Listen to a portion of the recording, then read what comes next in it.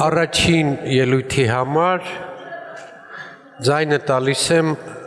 Վարդան Հարությունյանին։ Վարդան, համեցեք։ Հարգելի կուսակիցներ, ընկերներ, հյուրեր, ողջունում եմ բոլորիդ։ Ես այսօր ցանկանում եմ խոսել մի մեղադրանքի մասին, որը այսօրվա թյուրիմացություն իշխանությունը փորձում է պրոյեկտել ընդդիմադիրների վրա։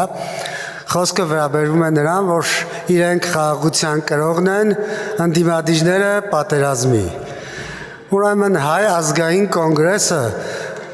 եւ նրանից առաջ ՀՀՇ-ն եղել է Հայաստանի քաղաքական դաշտում միակ քաղաքական ուժը, որը միշտ խոսել է խաղաղության մասին, միայնակ տարել է խաղաղության ճրագը,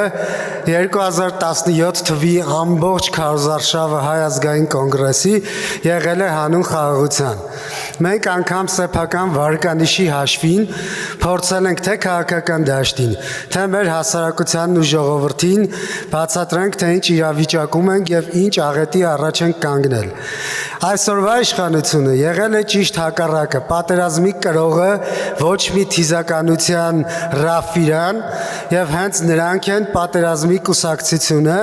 եւ իրենց բերածը ոչ թե խաղաղությունը, այլ Ադրբեջանի դեմ վասալություն։ Նիկոլ Փաշինյանը ինքը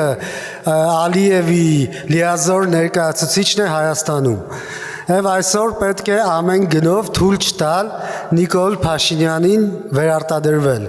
որովհետև նրա ամեն կառավարման օրը իմ կարծիքով ազգային անվտանգության խնդիր է։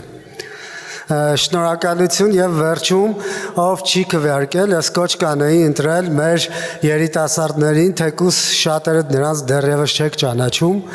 նրանք բոլորը արժանի են։ Ես չեմ ուզում հատ ներկայացնել, բայց մեզ պետք են, որ ավակների եւ երիտասարդների սերունդները,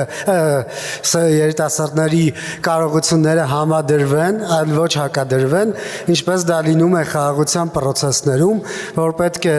շահերը համադրել, այլ ոչ թե հակադրել։ Շնորհակալություն, մեզ հաջողություն ապագա ընտրություններում եւ Հայաստանը այս վիճակից դուրս բերելու։ Շնորհակալություն Վարդան, ձայնը տրվում է